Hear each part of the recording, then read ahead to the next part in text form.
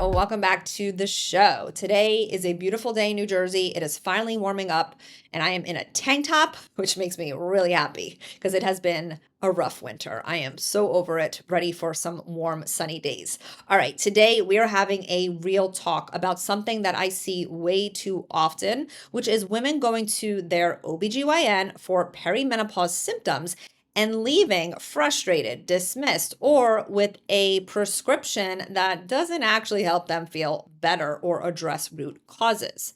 Now, if you've been told that your labs are normal, if they even ran any labs, or you were told that you're too young for perimenopause, or my favorite, I don't believe in hormone replacement therapy, which is so ridiculous. It's not Santa Claus. Meanwhile, you are struggling with exhaustion, mood swings, crappy sleep, anxiety, weight gain, hot flashes, inflammation, or any of the other long list of crazy perimenopause symptoms. This episode is for you, my friend. And if you've been given birth control or an antidepressant or told that you just have to wait it out, you are not crazy for not accepting those things as a solution.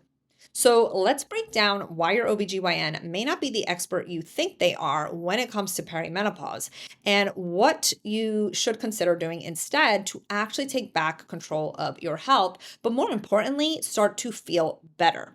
In my personal and professional opinion, life is too damn short to feel like crap, ladies. So I hope that I light a little fire under your beautiful butt in this episode. All right, so first of all, let's get one thing clear. I am not anti-doctor. We need them, especially for serious medical issues. It's important to rule out certain things and maybe get an exam or imaging if necessary. But when it comes to perimenopause, most OBGYNs are simply not trained to help you navigate this transition holistically, meaning with a whole body approach. According to a survey from the Menopause Society, more menopause education is needed in residency programs. As medicine advances, we women are expected to live longer, with 90 million women in the US alone expected to be menopausal by 2060. So we will spend about a third of our life in menopause, aka in a low hormone state, which really is a recipe for increased risk of chronic diseases. Despite the rising need for menopausal care, residency programs often lack menopause education, which leaves OBGYNs unable to provide proper care for women. So it's really not their fault. And I know it's frustrating when you go to them and you feel dismissed or they make you feel like you're crazy, but they don't know what they don't know.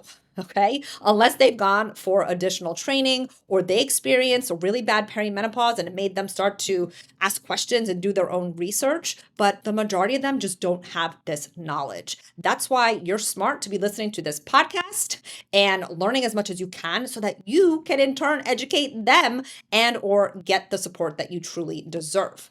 The other thing is they often just address symptoms with birth control. And if you've been paying attention, you know that is not really addressing the root causes, which is what I help you better understand as a functional and integrative health coach. And you should know by now, the root causes are, of course, the hormone decline that's happening, but there's more to the story. Now, is birth control sometimes needed? Sure. It is a tool in our toolbox, but in my opinion, it's way overprescribed, especially to treat perimenopausal symptoms. It should not be the first thing that your doctor is offering you in this stage of life. So that's going to be your 40s and above. But even if you're like 35 or your late 30s, they should still be having this conversation with you about hormones. But again, don't assume they're going to help you because most OBGYNs just don't have this education.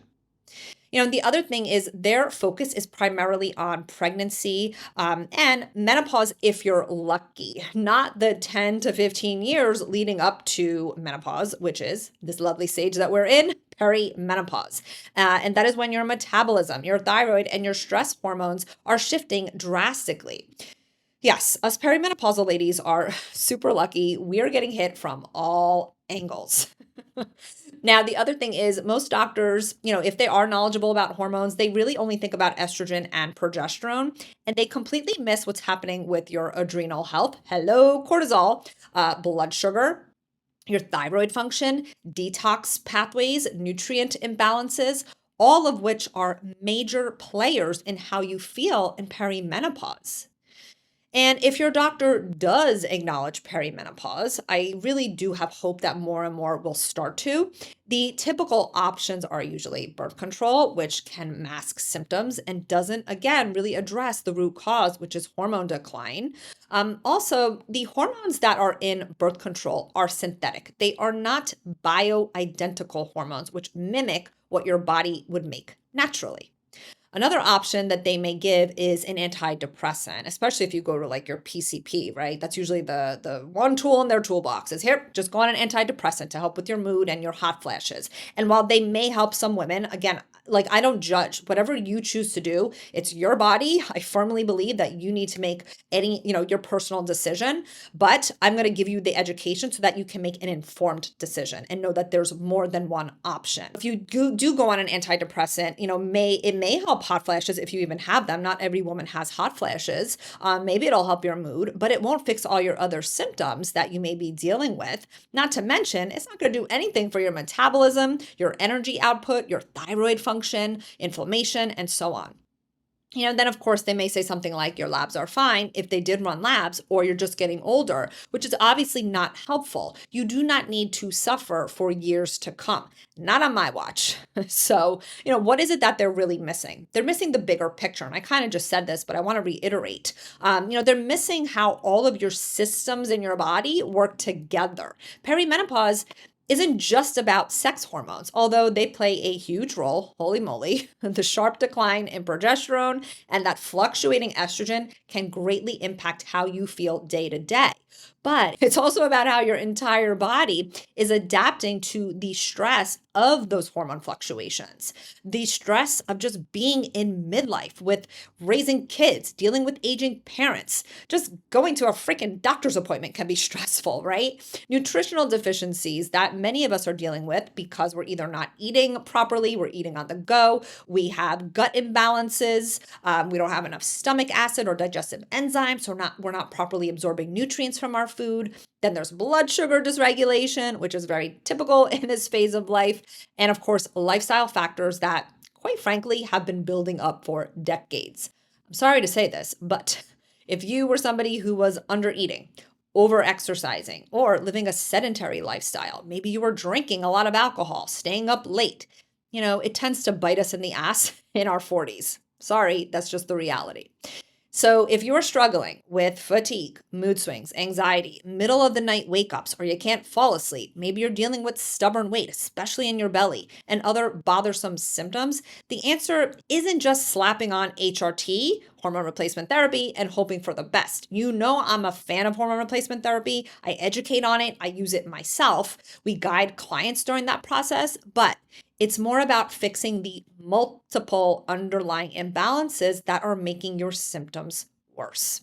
So that is exactly what I'm going to be covering in my upcoming free masterclass, Energy, Mood, and Metabolism, how to fix the top perimenopause struggles after 35, which is happening on April 17th. I really hope you join me because in this class, I'm going to be covering things like why most programs fail perimenopausal women, why perimenopause doesn't have to feel so damn hard when you understand what's happening in your body, why it's not just about sex hormones. It's about so much more. Like I mentioned, metabolism, thyroid, stress, and what you can start doing ASAP to take back control of your body, and much more. We're also going to have a Q&A at the end, so you can ask me any question you have. Nothing is silly, and I will do my best to give you the best answer that I can to help you move forward and feel confident. So if you are tired of being dismissed and you want real science-backed answers, grab your spot now. Head to the link that's in my bio